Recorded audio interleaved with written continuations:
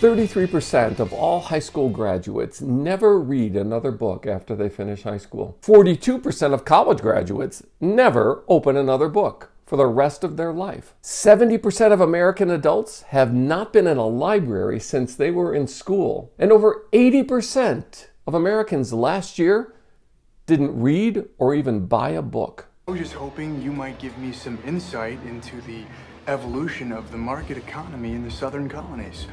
My contention is that prior to the Revolutionary War, the economic modalities, especially in the southern colonies, could most aptly be characterized as agrarian free capital. All right, of course that's your Hang on a contention. second. You're a first-year grad student. You just got finished reading some Marxian historian, Pete Garrison probably. You're gonna be convinced of that till next month when you get to James Lemon. Then you're gonna be talking about how the economies of Virginia and Pennsylvania were entrepreneurial and capitalist way back in 1740. That's gonna last until next year. You're gonna be in here regurgitating Gordon Wood, talking about, the pre-revolutionary utopia and the capital forming effects of military mobilization.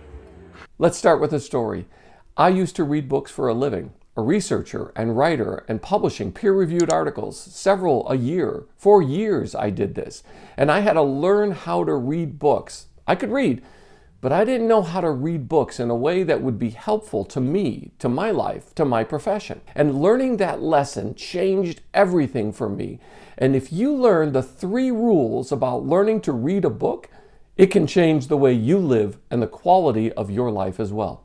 But is that your thing? You come into a bar, you read some obscure passage, and then pretend you pawn it off as your own idea just to impress some girls, embarrass my friend?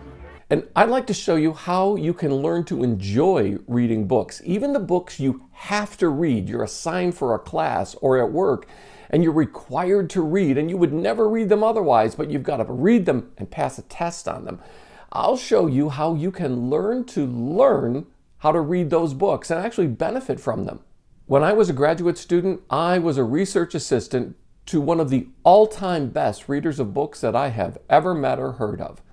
And he had to teach me from scratch how it was, even though I was a grad student and got into a great grad program, how to actually read a stupid book. My professor read hundreds of books every year, but never just the books he had to read for his research. He read everything from tabloids to newspapers to magazines to encyclopedias to textbooks to things that no one would ever read. He used to search the library for books that looked new but were actually 50 or 100 years old, the kind that when you open them, the spine cracks.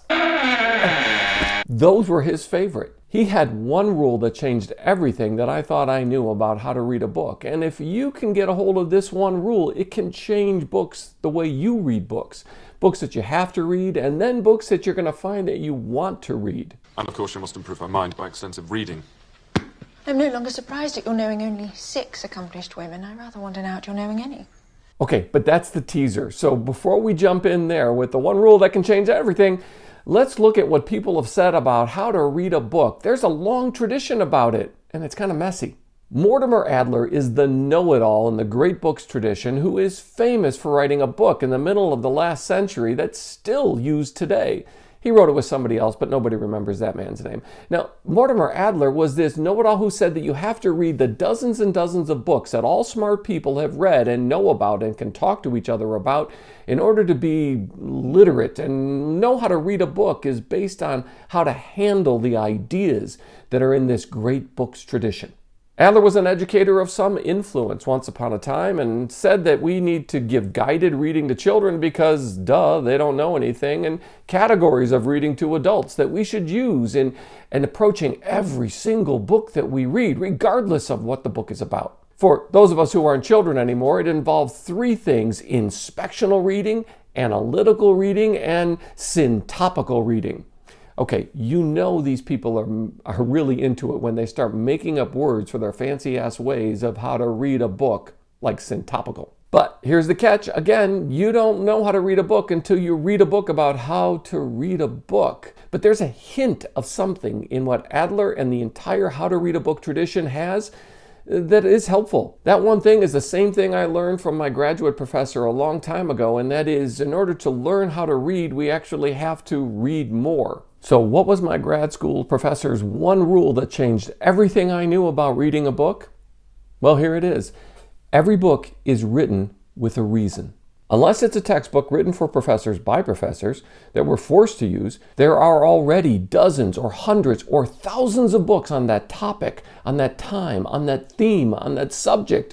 Yes, thousands of books. So why was this book written? Find that reason and you'll be an insider to this book, or why the book was required or chosen for you, or why you might want to read it. When an author pitches a book to a publisher, it's what's different about the book that makes the book worth publishing. It's what sets it apart. It's the angle, the trick, the theme, the undiscovered, unearthed information, new, discovered, that's going to give them a chance to have a special place alongside hundreds or thousands of other books written on exactly the same topic. In a class I teach from time to time, Religion in American Life, a significant topic that everyone knows about and is interested in is the Salem witch trials. Now, we know nothing of large genocides, mass murders, horrendous events in human history that have taken place, but for some reason, every single person in the class always knows about the Salem witch trials. Thanks, AP US History. And even though there were only about 20 people who were actually put to death as witches and one dog, don't forget the dog. And by the way, they weren't burned to death, sorry WandaVision. We all know about that event.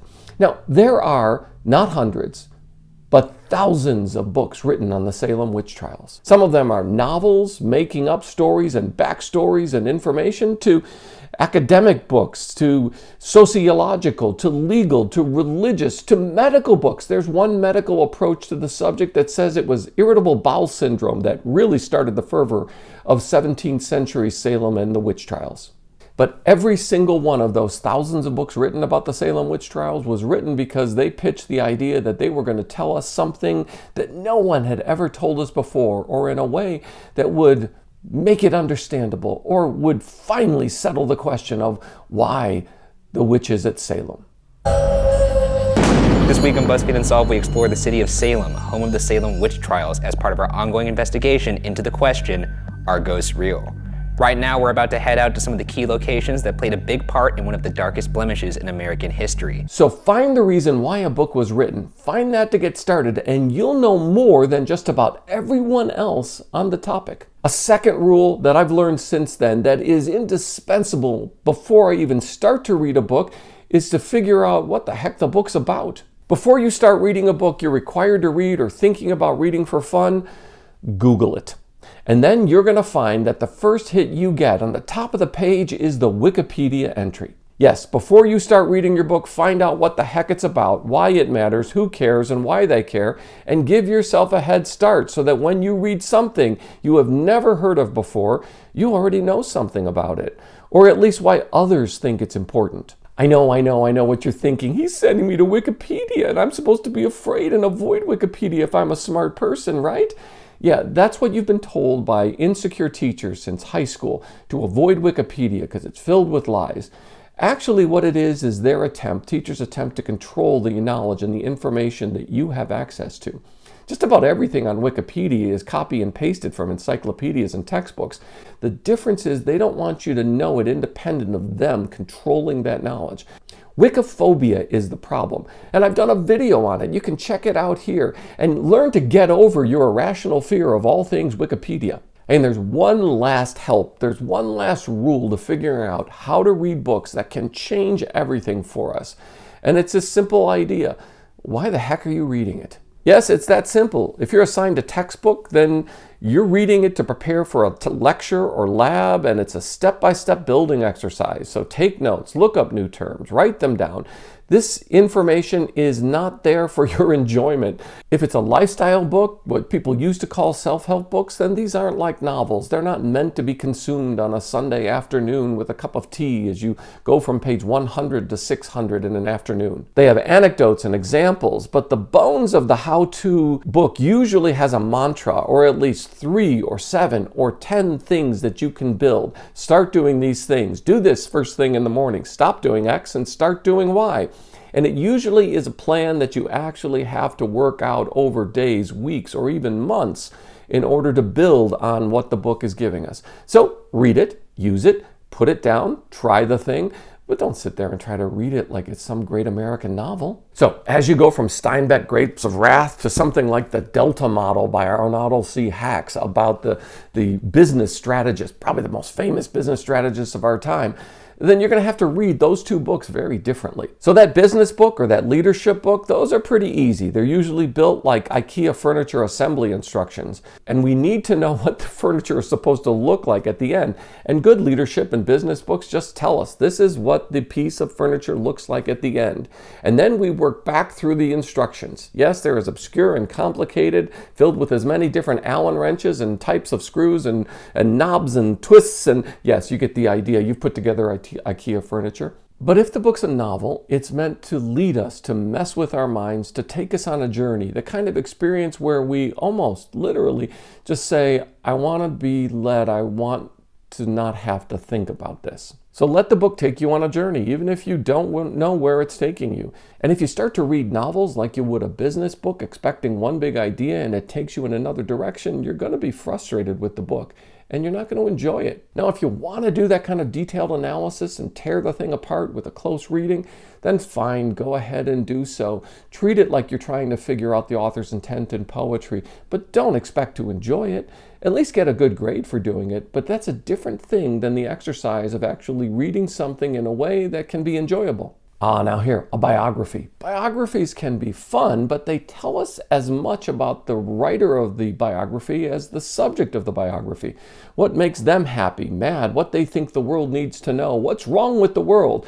And if we only read biographies like that, it's very much like the gullibility of a novel. We will only begin to read things that we already agree with, and we will never have the kind of self-awareness that we need to make sense of a good or a bad biography. Here's something to try. Read a biography about someone you know you hate and you absolutely disagree with, and you can't see any value in their life or contribution or influence. Read something like that and see what people are saying about the things you hate and don't even want to think about. And I say smut and filth like this has no place in our schools. Does all this sound harsh to you when you get into these kind of details? Yes. And that's why people ban or even burn books, because they want to control or keep people from reading things that they don't think they should be influenced by or have access to, or even entertain the possibility of an idea. They want to keep you from doing that. That's the power of a book, all kinds of books, is that it gets us into things that we would otherwise not consider or not embrace in our lives. But hey, if you're fine with living an unexamined life, then go right ahead. Let Socrates just mock you all the way through your ignorant life.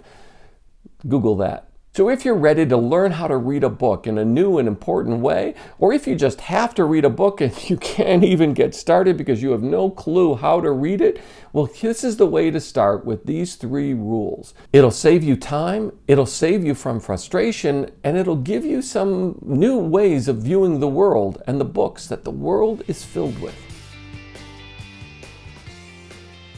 And thanks for being part of the Do-Over Show. I really appreciate it. Could you tap the like button? And while you're down there, how about you subscribe and ring the notifications bell so you don't miss the next episode? I'm so glad you found me, and I found you. Thanks.